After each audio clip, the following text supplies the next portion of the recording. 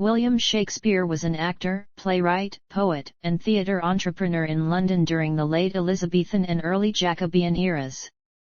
He was baptised on April 26, 1564 in Stratford-upon-Avon in Warwickshire, England, in the Holy Trinity Church. At the age of 18 he married Anne Hathaway, with whom he had 3 children. He died in his hometown of Stratford on April 23, 1616, aged 52. Though more is known about Shakespeare's life than those of most other Elizabethan and Jacobean writers, few personal biographical facts survive, which is unsurprising in the light of his social status as a commoner, the low esteem in which his profession was held, and the general lack of interest of the time in the personal lives of writers. Information about his life derives from public rather than private documents, vital records, real estate and tax records, lawsuits, records of payments, and references to Shakespeare and his works in printed and handwritten texts. Nevertheless, hundreds of biographies have been written and more continue to be, most of which rely on inferences and the historical context of the 70 or so hard facts recorded about Shakespeare the man, a technique that sometimes leads to embellishment or unwarranted interpretation of the documented record. Life. Early life. Shakespeare was the son of John Shakespeare, an alderman and a successful glover originally from Snitterfield in Warwickshire, and Mary Arden, the daughter of an affluent landowning family. He was born in Stratford-upon-Avon, where he was baptised on April 26, 1564. His date of birth is unknown, but is traditionally observed on April 23, St. George's Day. This date, which can be traced to William Oldies and George Stevens, has proved appealing to biographers because Shakespeare died on the same date in 1616. He was the third of 8 children, and the eldest surviving son. Although no attendance records for the period survive, most biographers agree that Shakespeare was probably educated at the King's New School in Stratford, a free school chartered in 1553, about a quarter-mile from his home. Grammar schools varied in quality during the Elizabethan era, but grammar school curricula were largely similar. The basic Latin text was standardized by royal decree, and the school would have provided an intensive education in grammar based upon Latin classical authors. At the age of 18, Shakespeare married 26-year-old Anne Hathaway. The consistory court of the Diocese of Worcester issued a marriage license on November 27, 1582. The next day, 2 of Hathaway's neighbors posted bonds guaranteeing that no lawful claims impeded the marriage. The ceremony may have been arranged in some haste since the Worcester Chancellor allowed the marriage banns to be read once instead of the usual 3 times, and 6 months after the marriage Anne gave birth to a daughter, Susanna, baptized May 26, 1583. Twins, son Hamnet and daughter Judith, followed almost 2 years later and were baptized February 2, 1585. Hamnet died of unknown causes at the age of 11 and was buried August 11, 1596. After the birth of the twins, Shakespeare left few historical traces until he is mentioned as part of the London theatre scene in 1592. The exception is the appearance of his name in the Complaints Bill of a law case before the Queen's Bench Court at Westminster dated Michaelmas term 1588 and October 9, 1589. Scholars refer to the years between 1585 and 1592 as Shakespeare's lost years. Biographers attempting to account for this period have reported many apocryphal stories. Nicholas Rowe, Shakespeare's first biographer, recounted a Stratford legend that Shakespeare fled the town for London to escape prosecution for deer poaching in the estate of local squire Thomas Lucy. Shakespeare is also supposed to have taken his revenge on Lucy by writing a scurrilous ballad about him. Another 18th-century story has Shakespeare starting his theatrical career minding the horses of theatre patrons in London. John Aubrey reported that Shakespeare had been a country schoolmaster. Some 20th-century scholars suggested that Shakespeare may have been employed as a schoolmaster by Alexander Houghton of Lancashire, a Catholic landowner who named a certain William Shakeshaft in his will. Little evidence substantiates such stories other than hearsay collected after his death, and Shakeshaft was a common name in the Lancashire area. London and theatrical career. It is not known definitively when Shakespeare began writing, but contemporary allusions and records of performances show that several of his plays were on the London stage by 1592. By then, he was sufficiently known in London to be attacked in print by the playwright Robert Greene in his Groat's Worth of Wit. There is an upstart crow, beautified with our feathers, that with his tiger's heart wrapped in a player's hide, supposes he is as well able to bombast out a blank verse as the best of you, and being an absolute Johannes factotum, is in his own conceit the only Shake seen in a country. Scholars differ on the exact meaning of Greene's words, but most agree that Greene was accusing Shakespeare of reaching above his rank in trying to match such university-educated writers as Christopher Marlowe, Thomas Nash, and Greene himself. The italicized phrase parodying the line "Oh, tiger's heart wrapped in a woman's hide" from Shakespeare's Henry VI, Part 3, along with the pun "Shake scene," clearly identify Shakespeare as Greene's target. As used here, Johannes factotum refers to a second-rate tinkerer with the work of others, rather than the more common universal genius. Greene's attack is the earliest surviving mention of Shakespeare's work in the theatre. Biographers suggest that his career may have begun any time from the mid-1580s to just before Greene's remarks. After 1594, Shakespeare's plays were performed only by the Lord Chamberlain's Men, a company owned by a group of players, including Shakespeare, that soon became the leading playing company in London. After the death of Queen Elizabeth in 1603, the company was awarded a royal patent by the new King James I, and changed its name to the King's Men. In 1599, a partnership of members of the company built their own theatre on the south bank of the River Thames, which they named the Globe. In 1608, the partnership also took over the Blackfriars Indoor Theatre. Extant records of Shakespeare's property purchases and investments indicate that his association with the company made him a wealthy man, and in 1597, he bought the second largest house in Stratford, New Place, and in 1605, invested in a share of the parish tithes in Stratford. Some of Shakespeare's plays were published in quarto editions, beginning in 1594, and by 1598, his name had become a selling point and began to appear on the title pages. Shakespeare continued to act in his own and other plays after his success as a playwright.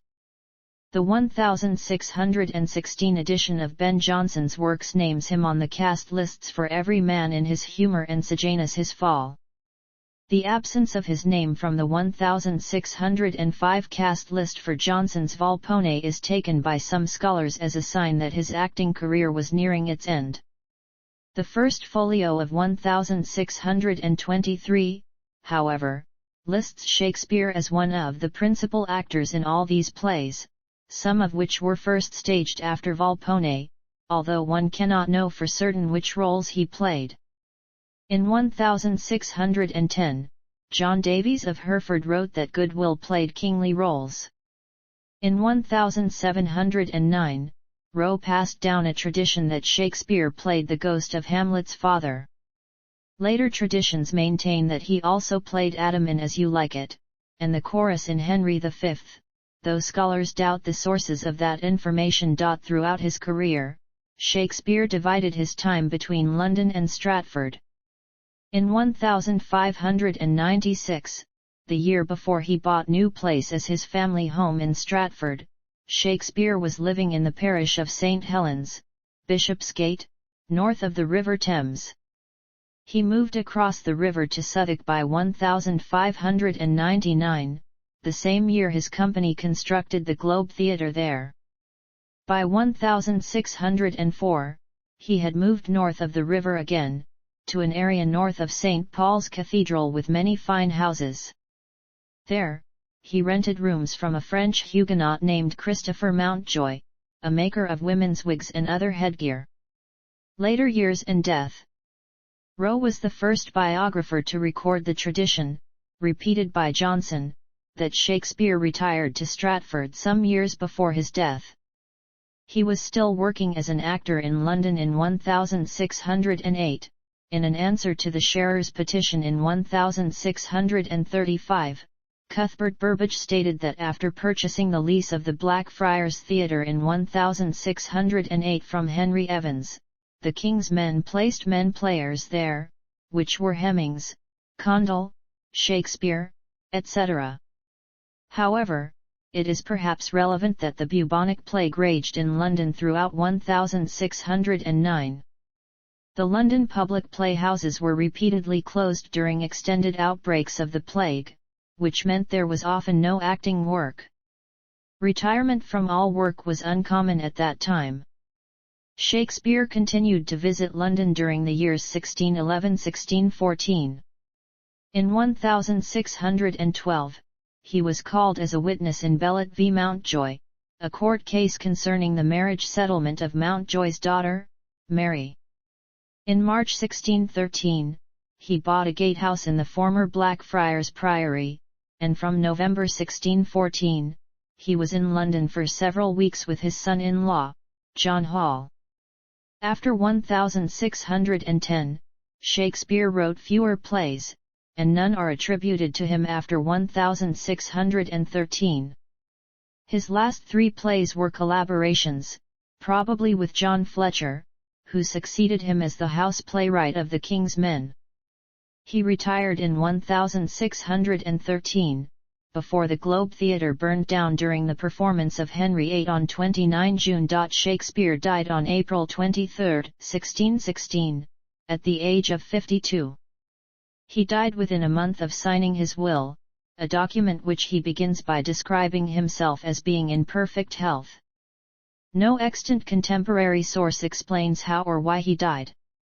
Half a century later, John Ward, the vicar of Stratford, wrote in his notebook, "Shakespeare, Drayton, and Ben Jonson had a merry meeting and, it seems, drank too hard, for Shakespeare died of a fever there contracted, not an impossible scenario since Shakespeare knew Jonson and Drayton."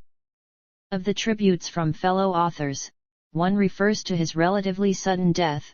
"We wondered, Shakespeare, that thou went'st so soon from the world's stage to the grave's tiring room." He was survived by his wife and 2 daughters. Susanna had married a physician, John Hall, in 1607, and Judith had married Thomas Quinney, a vintner, 2 months before Shakespeare's death. Shakespeare signed his last will and testament on March 25, 1616. The following day, his new son-in-law, Thomas Quinney, was found guilty of fathering an illegitimate son by Margaret Wheeler, who had died during childbirth. Thomas was ordered by the church court to do public penance, which would have caused much shame and embarrassment for the Shakespeare family. Shakespeare bequeathed the bulk of his large estate to his elder daughter Susanna under stipulations that she pass it down intact to the first son of her body. The Quinneys had 3 children, all of whom died without marrying.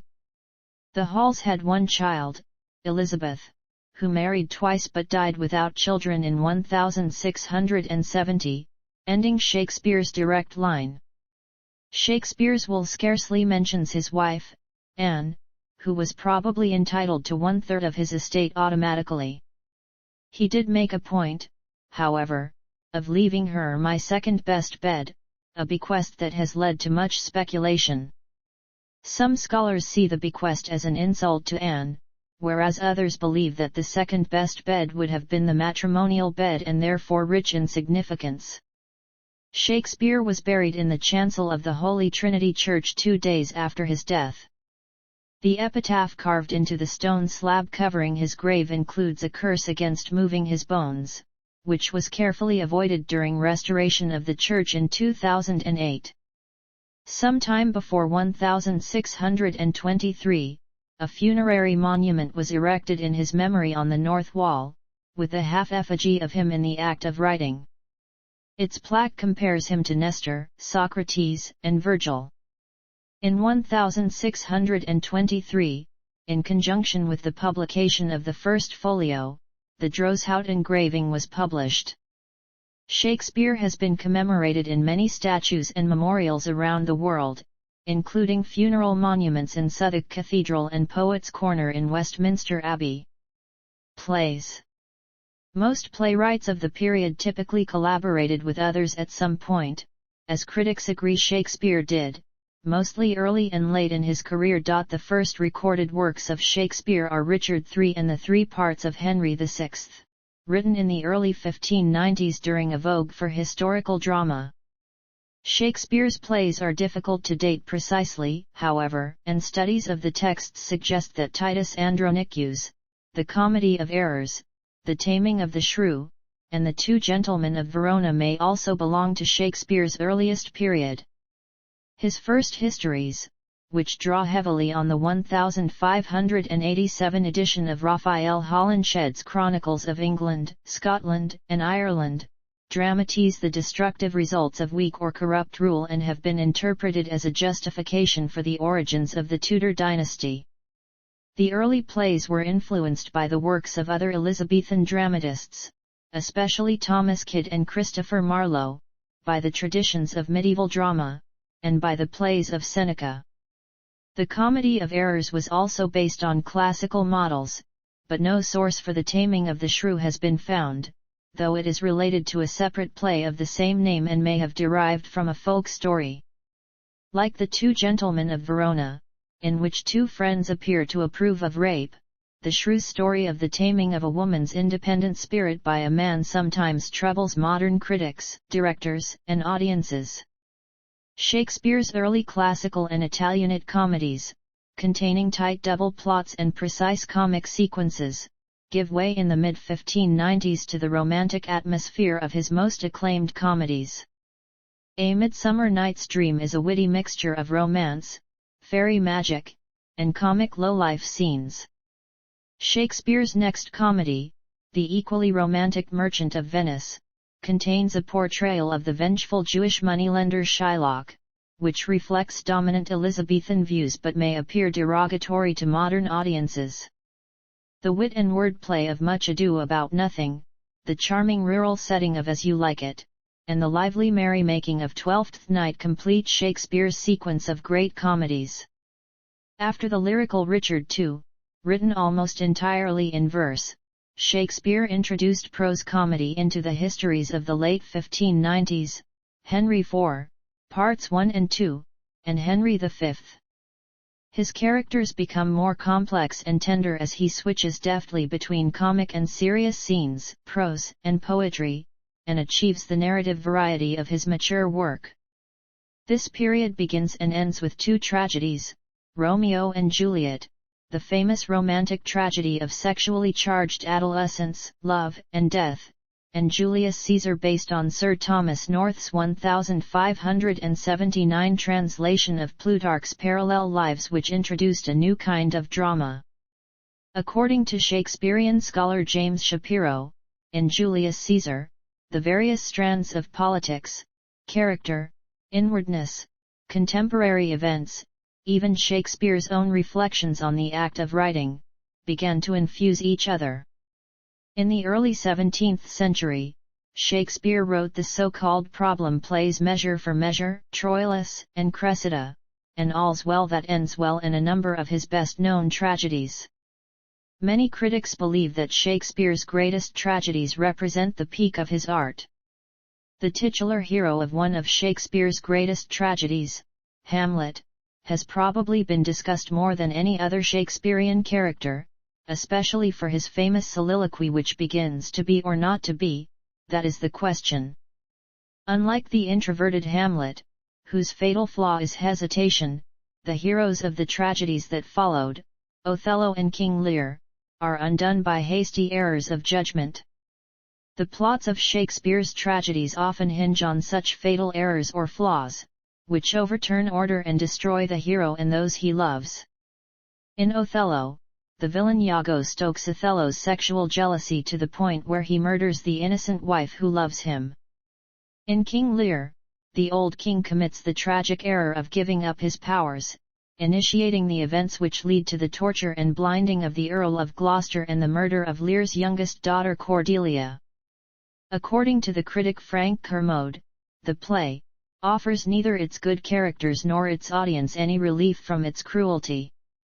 In Macbeth, the shortest and most compressed of Shakespeare's tragedies, uncontrollable ambition incites Macbeth and his wife, Lady Macbeth, to murder the rightful king and usurp the throne until their own guilt destroys them in turn.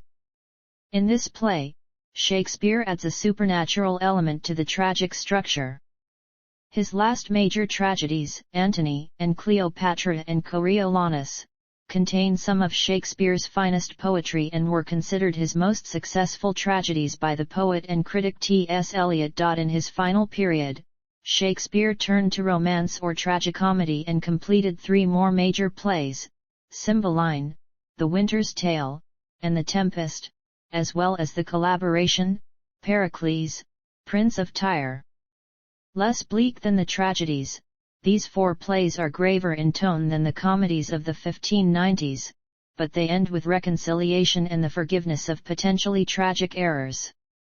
Some commentators have seen this change in mood as evidence of a more serene view of life on Shakespeare's part, but it may merely reflect the theatrical fashion of the day. Shakespeare collaborated on 2 further surviving plays, Henry VIII and The Two Noble Kinsmen, probably with John Fletcher. Performances. It is not clear for which companies Shakespeare wrote his early plays. The title page of the 1594 edition of Titus Andronicus reveals that the play had been acted by 3 different troupes. After the plagues of 1592–93, Shakespeare's plays were performed by his own company at the Theatre and the Curtain in Shoreditch, north of the Thames. Londoners flocked there to see the first part of Henry IV, Leonard Digges' recording, Let But Falstaff Come, Hal, Poins, the rest, and You Scarce Shall Have a Room. When the company found themselves in dispute with their landlord, they pulled the theatre down and used the timbers to construct the Globe Theatre, the first playhouse built by actors for actors, on the south bank of the Thames at Southwark. The Globe opened in autumn 1599, with Julius Caesar one of the first plays staged. Most of Shakespeare's greatest post-1599 plays were written for the Globe, including Hamlet, Othello, and King Lear. After the Lord Chamberlain's men were renamed the King's Men in 1603, they entered a special relationship with the new King James. Although the performance records are patchy, the King's Men performed 7 of Shakespeare's plays at court between November 1, 1604, and October 31, 1605, including 2 performances of The Merchant of Venice. After 1608, they performed at the indoor Blackfriars Theatre during the winter and the Globe during the summer. The indoor setting, combined with the Jacobean fashion for lavishly staged masks, allowed Shakespeare to introduce more elaborate stage devices. In Cymbeline, for example, Jupiter descends in thunder and lightning, sitting upon an eagle, he throws a thunderbolt. The ghosts fall on their knees. The actors in Shakespeare's company included the famous Richard Burbage, William Kemp, Henry Condell, and John Hemmings. Burbage played the leading role in the first performances of many of Shakespeare's plays, including Richard III, Hamlet, Othello, and King Lear. The popular comic actor Will Kemp played the servant Peter in Romeo and Juliet and Dogberry in Much Ado About Nothing, among other characters. He was replaced around 1600 by Robert Armin, who played roles such as Touchstone in As You Like It and the Fool in King Lear. In 1613, Sir Henry Wotton recorded that Henry VIII was set forth with many extraordinary circumstances of pomp and ceremony. On June 29, however, a cannon set fire to the thatch of the Globe and burned the theatre to the ground, an event which pinpoints the date of a Shakespeare play with rare precision. Textual sources.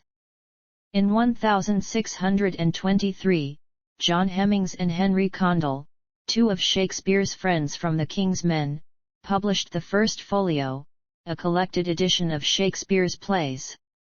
It contained 36 texts, including 18 printed for the first time.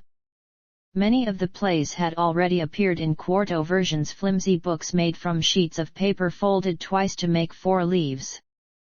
No evidence suggests that Shakespeare approved these editions, which the First Folio describes as stolen and surreptitious copies.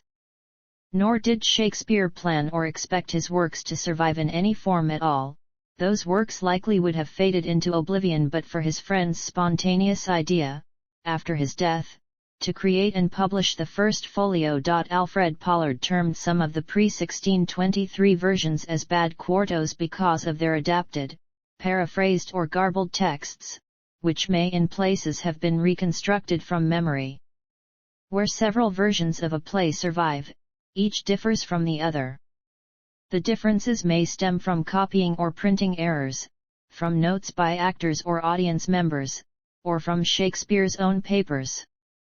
In some cases, for example, Hamlet, Troilus, and Cressida, and Othello, Shakespeare could have revised the texts between the quarto and folio editions.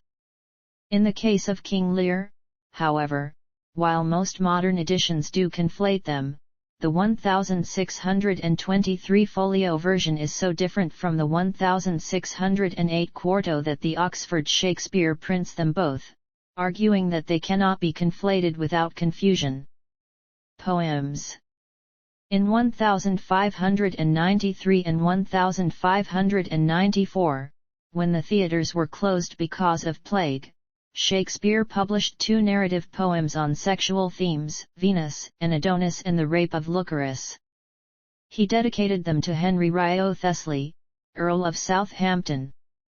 In Venus and Adonis, an innocent Adonis rejects the sexual advances of Venus, while in the Rape of Lucerus, the virtuous wife Lucerus is raped by the lustful Tarquin. Influenced by Ovid's Metamorphoses, the poems show the guilt and moral confusion that result from uncontrolled lust. Both proved popular and were often reprinted during Shakespeare's lifetime.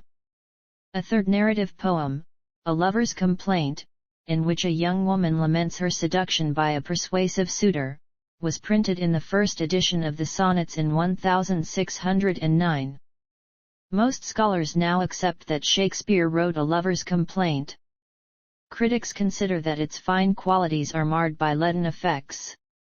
The Phoenix and the Turtle, printed in Robert Chester's 1601 Love's Martyr, mourns the deaths of the legendary Phoenix and his lover, the faithful turtle dove. In 1599, 2 early drafts of sonnets 138 and 144 appeared in The Passionate Pilgrim, published under Shakespeare's name but without his permission. Sonnets. Published in 1609, the sonnets were the last of Shakespeare's non-dramatic works to be printed. Scholars are not certain when each of the 154 sonnets was composed, but evidence suggests that Shakespeare wrote sonnets throughout his career for a private readership. Even before the 2 unauthorized sonnets appeared in The Passionate Pilgrim in 1599, Francis Mears had referred in 1598 to Shakespeare's Sigred sonnets among his private friends. Few analysts believe that the published collection follows Shakespeare's intended sequence. He seems to have planned 2 contrasting series, one about uncontrollable lust for a married woman of dark complexion, and one about conflicted love for a fair young man. It remains unclear if these figures represent real individuals, or if the authorial I who addresses them represents Shakespeare himself, though Wordsworth believed that with the sonnets Shakespeare unlocked his heart. The 1609 edition was dedicated to a Mr. W.H., credited as the only begetter of the poems. It is not known whether this was written by Shakespeare himself or by the publisher, Thomas Thorpe, whose initials appear at the foot of the dedication page, nor is it known who Mr. W.H. was, despite numerous theories, or whether Shakespeare even authorized the publication.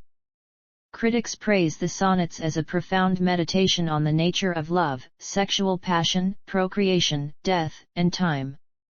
Style.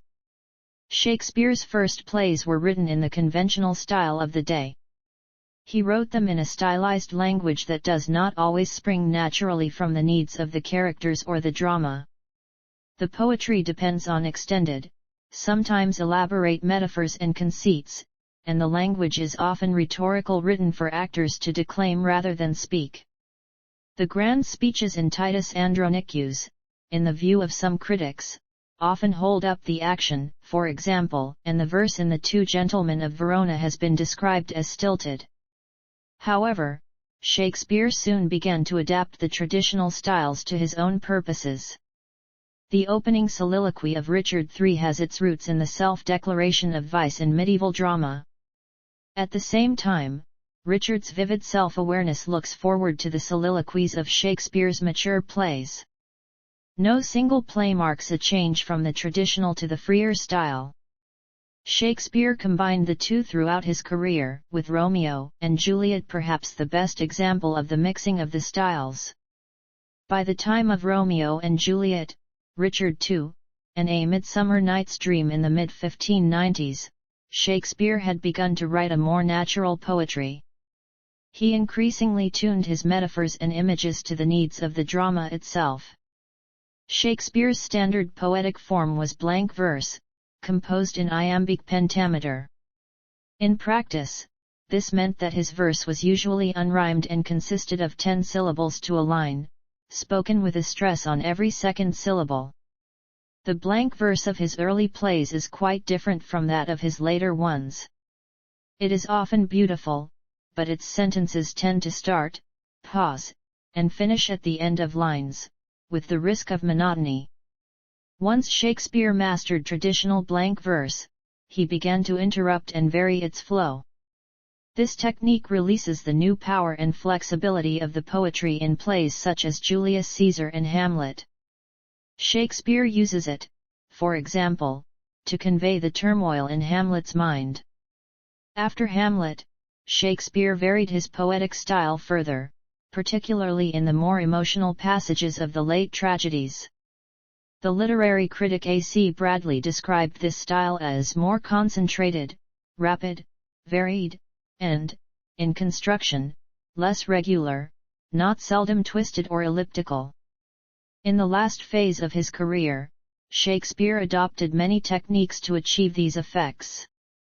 These included run-on lines, irregular pauses and stops, and extreme variations in sentence structure and length. In Macbeth, for example, the language darts from one unrelated metaphor or simile to another. Was the hope drunk / wherein you dressed yourself, pity, like a naked newborn babe / striding the blast, or heaven's cherubim, or d / upon the sightless couriers of the air. The listener is challenged to complete the sense. The late romances, with their shifts in time and surprising turns of plot, inspired a last poetic style in which long and short sentences are set against one another, clauses are piled up, subject and object are reversed, and words are omitted, creating an effect of spontaneity. Shakespeare combined poetic genius with a practical sense of the theatre. Like all playwrights of the time, he dramatized stories from sources such as Plutarch and Holinshed. He reshaped each plot to create several centers of interest and to show as many sides of a narrative to the audience as possible. This strength of design ensures that a Shakespeare play can survive translation, cutting, and wide interpretation without loss to its core drama. As Shakespeare's mastery grew, he gave his characters clearer and more varied motivations and distinctive patterns of speech. He preserved aspects of his earlier style in the later plays, however. In Shakespeare's late romances, he deliberately returned to a more artificial style, which emphasized the illusion of theatre. Influence. Shakespeare's work has made a significant and lasting impression on later theatre and literature. In particular, he expanded the dramatic potential of characterization, plot, language, and genre. Until Romeo and Juliet, for example, romance had not been viewed as a worthy topic for tragedy. Soliloquies had been used mainly to convey information about characters or events, but Shakespeare used them to explore characters' minds. His work heavily influenced later poetry. The Romantic poets attempted to revive Shakespearean verse drama, though with little success. Critic George Steiner described all English verse dramas from Coleridge to Tennyson as feeble variations on Shakespearean themes. Shakespeare influenced novelists such as Thomas Hardy, William Faulkner, and Charles Dickens. The American novelist Herman Melville's soliloquies owe much to Shakespeare. His Captain Ahab in Moby Dick is a classic tragic hero, inspired by King Lear. Scholars have identified 20,000 pieces of music linked to Shakespeare's works. These include 3 operas by Giuseppe Verdi, Macbeth, Othello, and Falstaff, whose critical standing compares with that of the source plays. Shakespeare has also inspired many painters, including the Romantics and the Pre-Raphaelites. The Swiss Romantic artist Henry Fuseli, a friend of William Blake, even translated Macbeth into German. The psychoanalyst Sigmund Freud drew on Shakespearean psychology, in particular, that of Hamlet, for his theories of human nature. In Shakespeare's day, English grammar, spelling, and pronunciation were less standardized than they are now, and his use of language helped shape modern English. Samuel Johnson quoted him more often than any other author in his A Dictionary of the English Language, the first serious work of its type. Expressions such as "with bated breath" and "a foregone conclusion" have found their way into everyday English speech. Shakespeare's influence extends far beyond his native England and the English language. His reception in Germany was particularly significant. As early as the 18th century, Shakespeare was widely translated and popularized in Germany, and gradually became a classic of the German Weimar era. Christoph Martin Wieland was the first to produce complete translations of Shakespeare's plays in any language. Actor and theatre director Simon Callow writes, "This master, this titan, this genius, so profoundly British and so effortlessly universal, each different culture, German, Italian, Russian, was obliged to respond to the Shakespearean example. For the most part, they embraced it, and him, with joyous abandon, as the possibilities of language and character in action that he celebrated liberated writers across the continent." Some of the most deeply affecting productions of Shakespeare have been non-English, and non-European. He is that unique writer, he has something for everyone. According to Guinness World Records, Shakespeare remains the world's best-selling playwright, with sales of his plays and poetry believed to have achieved in excess of 4 billion copies in the almost 400 years since his death. He is also the third most translated author in history. Critical reputation. Shakespeare was not revered in his lifetime, but he received a large amount of praise. In 1598, the cleric and author Francis Mears singled him out from a group of English playwrights as the most excellent in both comedy and tragedy. The authors of the Parnassus plays at St. John's College, Cambridge, numbered him with Chaucer, Gower, and Spenser. In the first folio, Ben Jonson called Shakespeare the soul of the age, the applause, delight, the wonder of our stage, although he had remarked elsewhere that Shakespeare wanted art. Between the restoration of the monarchy in 1660 and the end of the 17th century, classical ideas were in vogue. As a result, critics of the time mostly rated Shakespeare below John Fletcher and Ben Jonson. Thomas Rymer, for example, condemned Shakespeare for mixing the comic with the tragic. Nevertheless, poet and critic John Dryden rated Shakespeare highly, saying of Jonson, "I admire him, but I love Shakespeare." He also famously remarked that Shakespeare was naturally learned. He needed not the spectacles of books to read nature, he looked inwards, and found her there. For several decades, Reimer's view held sway. But during the 18th century, critics began to respond to Shakespeare on his own terms and, like Dryden, to acclaim what they termed his natural genius. A series of scholarly editions of his work, notably those of Samuel Johnson in 1765 and Edmund Malone in 1790, added to his growing reputation. By 1800, he was firmly enshrined as the national poet. In the 18th and 19th centuries, his reputation also spread abroad. Among those who championed him were the writers Voltaire, Goethe, Stendhal, and Victor Hugo. During the Romantic era, Shakespeare was praised by the poet and literary philosopher Samuel Taylor Coleridge, and the critic August Wilhelm Schlegel translated his plays in the spirit of German Romanticism. In the 19th century, critical admiration for Shakespeare's genius often bordered on adulation. "This King Shakespeare," the essayist Thomas Carlyle wrote in 1840, "does not he shine, in crowned sovereignty, over us all, as the noblest, gentlest, yet strongest of rallying signs, indestructible." The Victorians produced his plays as lavish spectacles on a grand scale. The playwright and critic George Bernard Shaw mocked the cult of Shakespeare worship as bardolatry, claiming that the new naturalism of Ibsen's plays had made Shakespeare obsolete. The modernist revolution in the arts during the early 20th century, far from discarding Shakespeare, eagerly enlisted his work in the service of the avant-garde.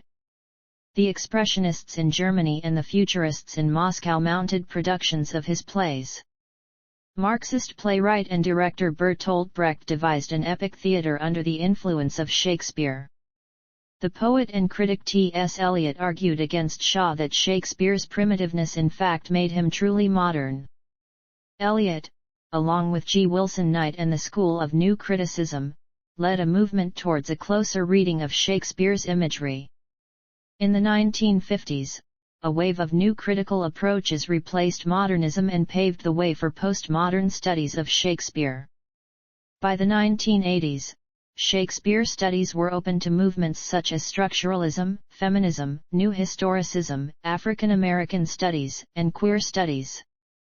Comparing Shakespeare's accomplishments to those of leading figures in philosophy and theology, Harold Bloom wrote, "Shakespeare was larger than Plato and than St. Augustine.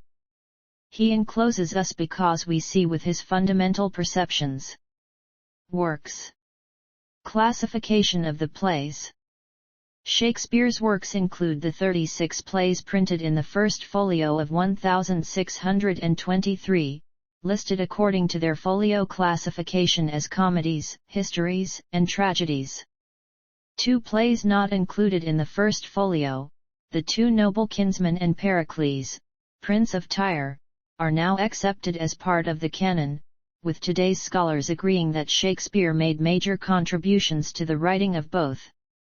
No Shakespearean poems were included in the first folio.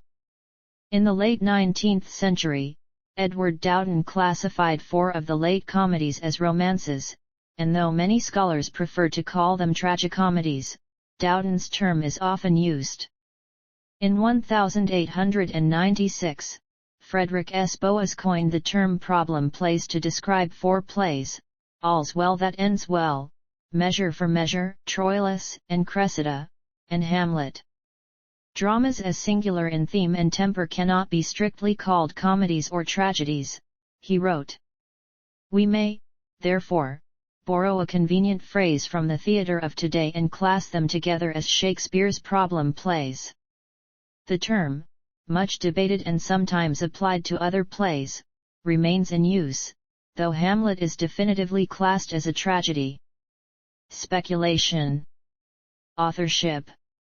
Around 230 years after Shakespeare's death, doubts began to be expressed about the authorship of the works attributed to him.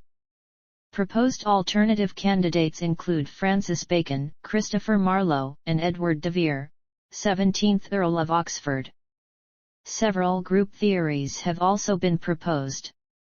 All but a few Shakespeare scholars and literary historians consider it a fringe theory, with only a small minority of academics who believe that there is reason to question the traditional attribution, but interest in the subject, particularly the Oxfordian theory of Shakespeare authorship, continues into the 21st century.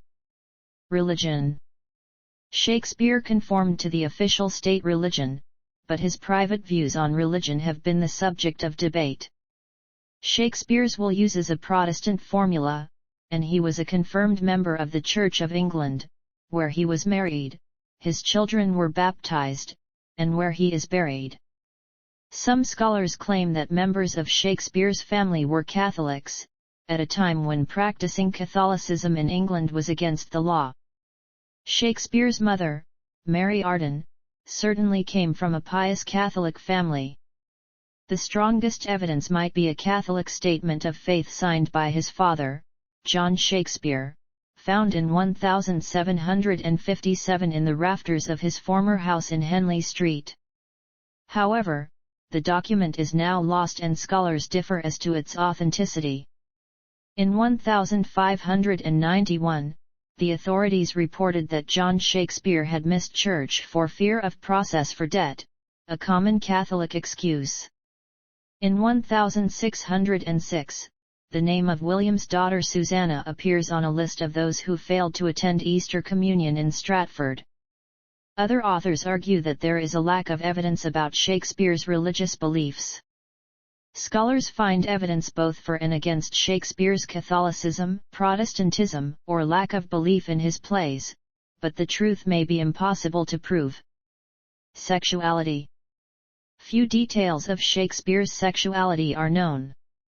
At 18, he married 26-year-old Anne Hathaway, who was pregnant. Susanna, the first of their 3 children, was born 6 months later on May 26, 1583. Over the centuries, some readers have posited that Shakespeare's sonnets are autobiographical, and point to them as evidence of his love for a young man. Others read the same passages as the expression of intense friendship rather than romantic love. The 26 so-called Dark Lady sonnets, addressed to a married woman, are taken as evidence of heterosexual liaisons. Portraiture. No written contemporary description of Shakespeare's physical appearance survives, and no evidence suggests that he ever commissioned a portrait, so the Droeshout engraving, which Ben Jonson approved of as a good likeness, and his Stratford monument provide perhaps the best evidence of his appearance. From the 18th century, the desire for authentic Shakespeare portraits fueled claims that various surviving pictures depicted Shakespeare. That demand also led to the production of several fake portraits, as well as misattributions, repaintings, and relabeling of portraits of other people. See also: Outline of William Shakespeare. English Renaissance Theatre. Spelling of Shakespeare's name. World Shakespeare Bibliography. Notes and references.